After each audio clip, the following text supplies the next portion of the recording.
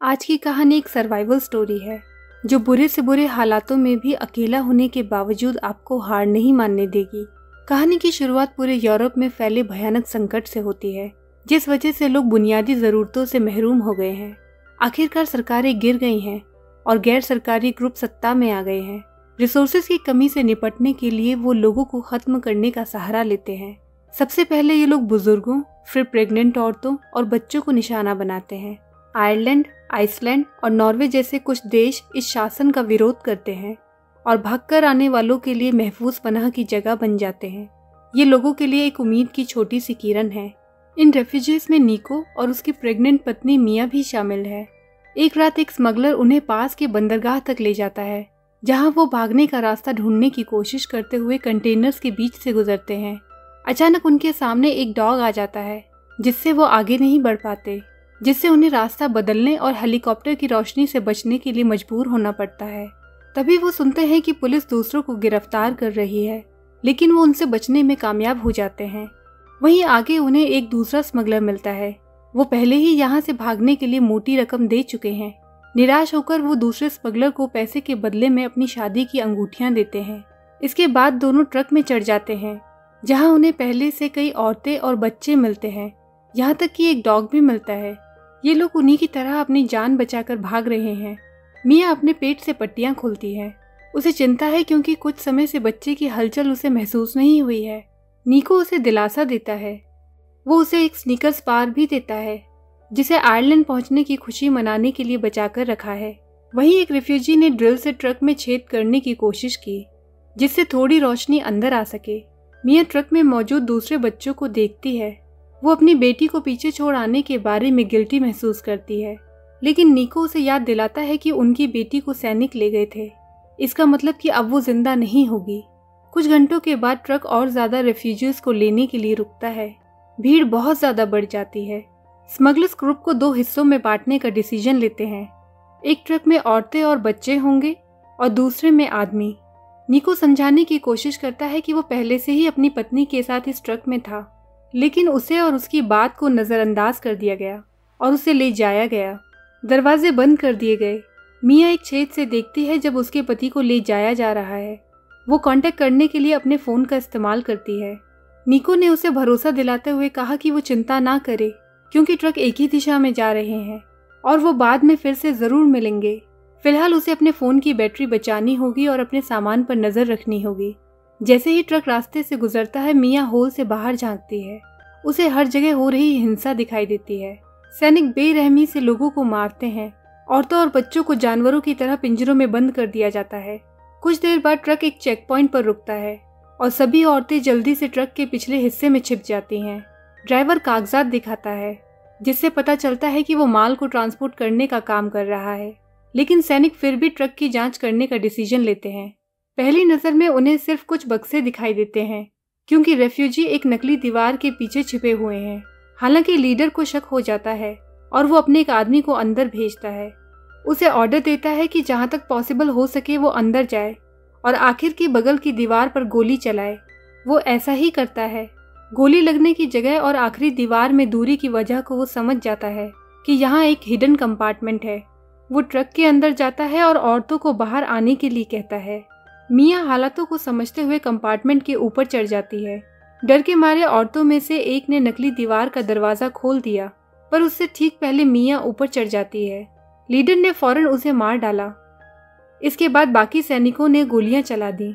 आखिर में एक डॉग और एक छोटा बच्चा बचा है। डॉग वहां से भाग जाता है, लेकिन उन्होंने बच्चे की जान नहीं बख्शी। उनके जाने के बाद मिया रोते हुए अपने पति को मैसेज भेजती है और उसे छुपने के लिए कहती है। कुछ घंटों बाद ट्रक एक दूसरे बंदरगाह पर पहुंच जाता है और कंटेनर को दूसरे जहाज पर लादने के लिए ले जाया जाता है। मिया निको को कॉल करने की कोशिश करती है, लेकिन वो कॉल पिक नहीं करता। इसलिए वो एक और मैसेज छोड़ती है, जिसमें उसे जानकारी देती है कि जहाज उसे ले जा रहा है। फिर वो अपने बैग में सामान को चेक करती है और सोने से पहले लाइट जलाती है। कुछ देर बाद मिया जाग जाती है, क्योंकि कंटेनर जोर जोर से हिलने लगा है। गोलियों से बने होल्स में से वो सेलर्स को घबराहट से इधर उधर भागते हुए देखती है, क्योंकि जहाज पर भयंकर तूफान आ रहा है। मिया मदद के लिए चिल्लाना शुरू कर देती है, क्योंकि झटकों से वो इधर उधर बार बार गिर रही है, जिससे उसे चोटें आती हैं। तभी अचानक उसे जोर का झटका लगता है और वो बेहोश हो जाती है।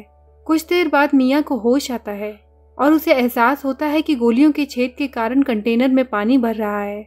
जब वो बाहर देखती है तो उसे पता चलता है कि जहाज डूब गया है और अब उसके साथ साथ और भी कंटेनर समंदर के बीच में तैर रहे हैं। वो घबराने लगती है और निको को कॉल करने की कोशिश करती है, लेकिन उसका फोन खराब हो जाता है और काम नहीं करता। फिर वो अपने बैग में लाए गए एक एक्स्ट्रा फोन को आजमाती है, लेकिन उसे अनलॉक करने के लिए पासवर्ड नहीं पता है। मिया चेक करती है कि बच्चा ठीक है या नहीं। तभी उसने देखा कि पानी लगातार कंटेनर में जा रहा है। वो कोई काम की चीज ढूंढने के लिए कंटेनर में रखे बक्सों को खोलना शुरू कर देती है। बदकिस्मती से बक्सों में प्लास्टिक के कंटेनर, टेलीविजन, शराब और ईयरबड्स जैसी चीजें हैं। उसे हुडीज का एक बंच मिलता है और वो उनमें से एक को पहन लेती है। इसके बाद वो अपने बैग से गिरी हुई चीजें उठाती है, जिसमें कुछ टेप और एक स्विस आर्मी नाइफ भी शामिल है। मिया होस को कवर करने और पानी को धीमा करने के लिए उसका इस्तेमाल करती है। अपने सामान की जांच करते समय उसे अपनी एक डायरी मिलती है और अपने परिवार की तस्वीरें देखकर सुकून महसूस करती है। अचानक उसे चीखने की आवाजें सुनाई देती हैं। वो देखती है कि एक कंटेनर धीरे धीरे डूब रहा है, जिसके अंदर लोग हैं। मिया डर से निको का नाम चिल्लाने लगती है। वो अपना सिम कार्ड एक फोन में डाल देती है, लेकिन निको कॉल का जवाब नहीं देता है और कंटेनर डूब जाता है। मिया अंदर से टूटने लगी है। अगले कुछ घंटों तक वो बिना रुके फोन ट्राई करती रहती है, पर कॉल नहीं लगता। जैसे जैसे रात होने लगती है वो सब कुछ खत्म करने के बारे में सोचने लगती है, लेकिन उसे अचानक बच्चे की हलचल महसूस होती है, जिससे वो बच्चे के लिए जीने का फैसला करती है। मिया वेल्स की आवाज को सुनते हुए सोने की कोशिश करती है। उसे अचानक एक लटकता हुआ बक्सा दिखाई देता है और उसके गिरने से पहले ही वो वहां से हट जाती है। इसके बाद पानी तेजी से कंटेनर में भरना शुरू हो जाता है। मिया सोचती है कि वो डूबने वाली है। तभी अचानक वो जागती है और उसे एहसास होता है कि ये एक बुरा ख्वाब था। यहाँ उसे पता चलता है कि टेप कंटेनर से उतर गया है और पानी अंदर फिर से भर रहा है। वो एक बक्से के नीचे दूसरे बक्से को धकेलती है और नाइफ से रस्सी को काटकर उसे छोड़ देती है। तभी उसे और भी ज्यादा प्लास्टिक के कंटेनर मिलते हैं। शुरू में उन्हें देखकर वो चिढ़ जाती है, पर इससे उसे एक आइडिया आता है। वो ढक्कन से रबर को हटाती है और इसका इस्तेमाल निचले होल्स को बंद करने के लिए करती है। फिर वो एक बक्से में से एक मशीन के पाइप को लेती है और कंटेनर में से पानी निकालने के लिए उसका इस्तेमाल करती है। वो बिस्तर बनाने के लिए दीवार के सहारे दोनों बक्से भी लगाती है। मिया पानी के लेवल को जानने के लिए टेप से निशान लगाती है और दिनों की गिनती करती है, जब तक कि पानी का लेवल हाई लिमिट तक ना पहुंच जाए।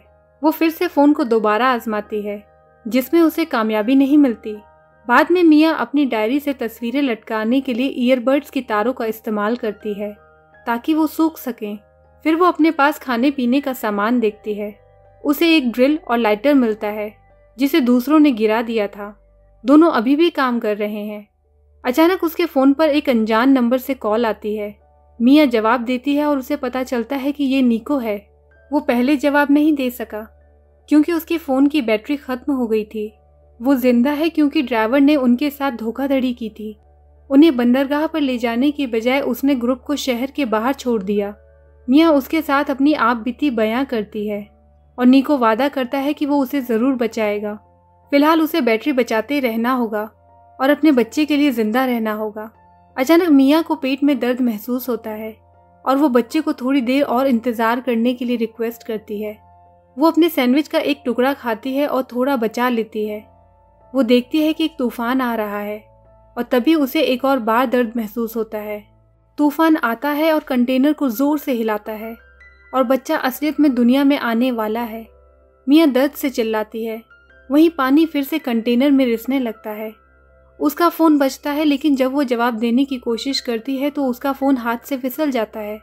कोई और ऑप्शन ना होने पर मिया बक्से की रस्सियों पर लटक जाती है और खड़ी हो जाती है। फिर वो पानी में बच्चे को जन्म देती है। गर्भनाल बच्चे की गर्दन के चारों ओर लिपटी हुई है, लेकिन मिया फौरन इसे हटा देती है और बच्चे की पीठ को तब तक थपथपाती है जब तक वो रोने नहीं लगता। फिर मिया एक बक्से के ऊपर चढ़ जाती है और बच्चे को गोद में उठाकर तूफान के गुजरने का इंतजार करती है। अगली सुबह मिया को महसूस होता है कि नाल उसके शरीर से बाहर आ रही है और उसे वो एक प्लास्टिक के कंटेनर में रख देती है। जितना हो सके साफ सफाई रखने की कोशिश करती है। उसके बाद वो बच्चे को हुडी के साथ एक छोटे से बक्से में रखती है और अपनी चीज़ों को चेक करती है। वो एक कैन में से थोड़ा सा खाना खाती है, लेकिन पानी के कारण उसका फ़ोन खराब हो गया है और काम नहीं कर रहा है। हालात और बदतर होने लगे हैं। बच्चा रोना बंद नहीं कर रहा है और मिया उसे दूध पिलाने की कोशिश करती है, लेकिन कोई फ़ायदा नहीं हुआ। कंटेनर मेटल की आवाज़ सुनकर मिया को एक आइडिया आता है। वो छत में छेद करने के लिए ड्रिल का इस्तेमाल करती है। वो एक छोटा हिस्सा काटने की उम्मीद करती है जिससे वो यहाँ से बाहर निकल सके। हालांकि ड्रिल का शोर बच्चे को रोने पर और मजबूर कर देता है। मिया उसे शांत करने की कोशिश करती है, लेकिन गुनगुनाना भी काम नहीं करता। मिया झुंझलाकर बच्चे पर चिल्लाती है। अपनी गलती का फौरन एहसास उसे होता है और वो उससे माफ़ी मांगती है। कुछ देर बाद मिया को महसूस होता है कि वो बच्चे को फिर से दूध पिला सकती है और वो बच्चे को लेकर फिर से कोशिश करती है। इस बार बच्चे को दूध मिलने लगता है। वो दूध पीता है और शांत हो जाता है। दूध पिलाने के बाद मिया को थकावट होने लगती है, तो मिया अपना सारा खाना खत्म करने से खुद को रोक नहीं पाती। वो फिर से मेटल सीलिंग में ड्रिल से होल करने की कोशिश करती है। बदकिस्मती से उसका काम पूरा होने से पहले उसकी ड्रिल की बैटरी खत्म हो जाती है। वो फिर से अपना सिम कार्ड अपने ओरिजिनल फ़ोन में डालती है, पर उसका फ़ोन काम नहीं कर रहा है। वो हालातों से चिढ़कर सामान को फेंकने लगती है। उसे स्विच टूल में एक नाइफ मिलता है, जिसका इस्तेमाल वो सीलिंग को काटने में करती है। जैसे जैसे समय बीतता जाता है, मिया के पास बच्चे की देखभाल करने के अलावा कोई और ऑप्शन नहीं बचता।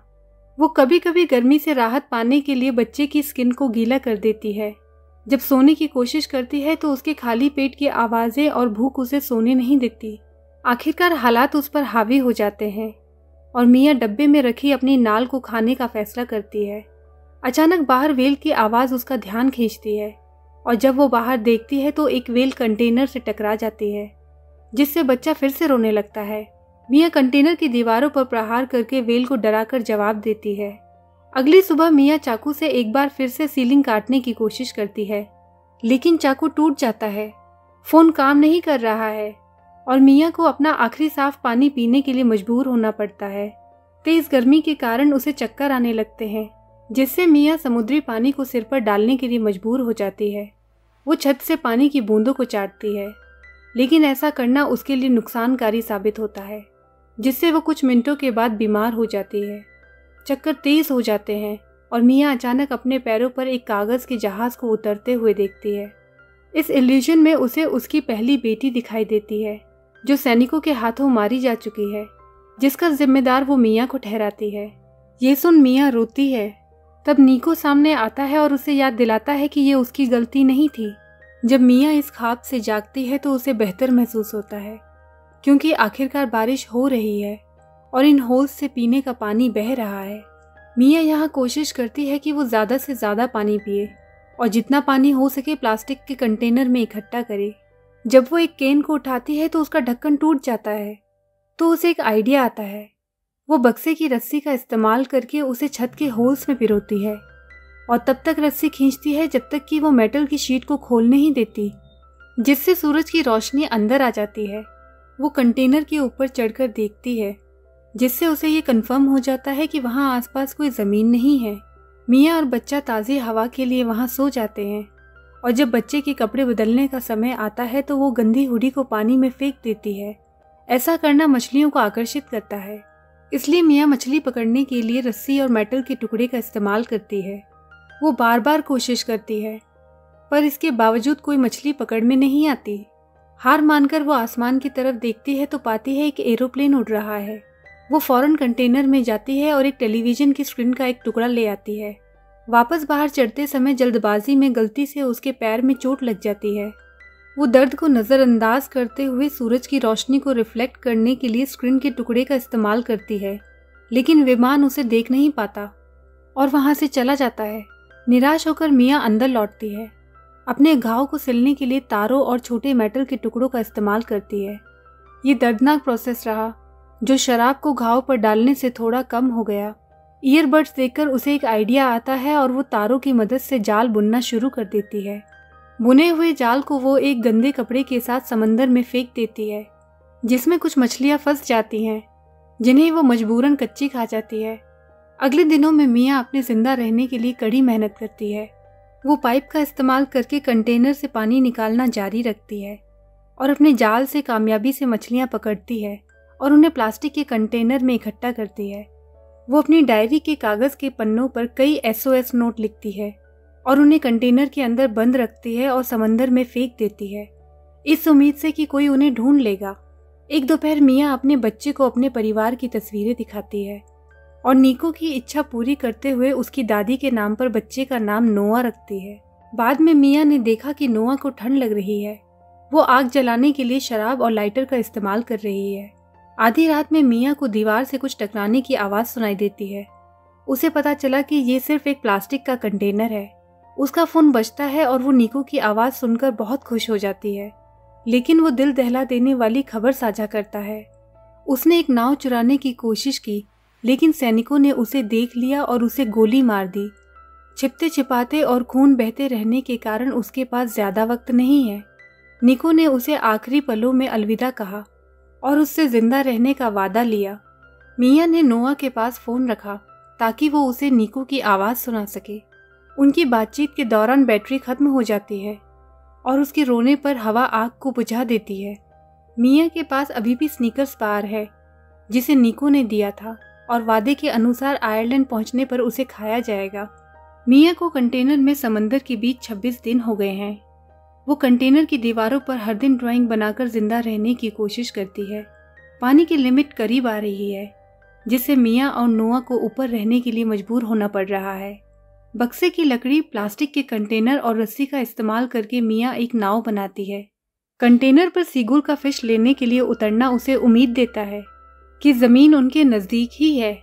बाद में मिया रात को आग जलाने में कामयाब हो जाती है और अपनी नाव पर निकलने की तैयारी करती है। अचानक उसे कंटेनर के अंदर एक आवाज सुनाई देती है और उसे एहसास होता है कि वो डूब रहा है। मिया गोता लगाती है और अपनी तस्वीरें इकट्ठा करती है और एक प्लास्टिक कंटेनर के अंदर स्नीकर्स बार को देखती है। उसे पाने के लिए वो अंदर जाने का जोखिम उठाती है। पानी नाव को नोआ के साथ दूर धकेल देता है और वहीं दूसरी तरफ मिया का पैर रस्सी में उलझ जाता है। वो कंटेनर के डूबने से ठीक पहले रस्सी को काटने के लिए मेटल के टुकड़े का इस्तेमाल कर निकलने की कोशिश करती है।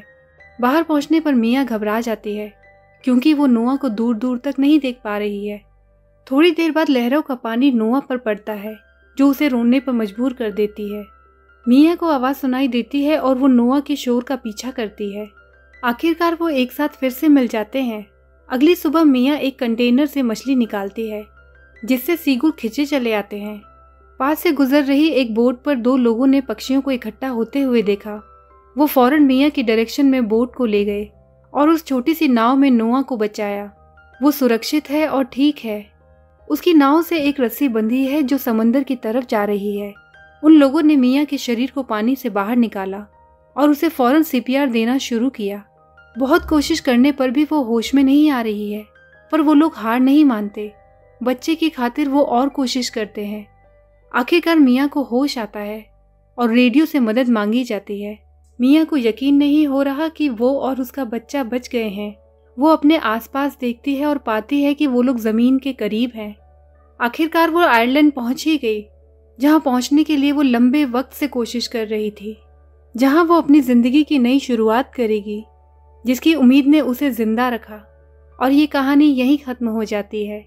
इस कहानी के बारे में अपने कमेंट्स हमसे ज़रूर शेयर कीजिएगा। मिलते हैं आपसे अगले वीडियो में। तब तक अपना और अपनों का ख्याल रखिए। बाय बाय दोस्तों।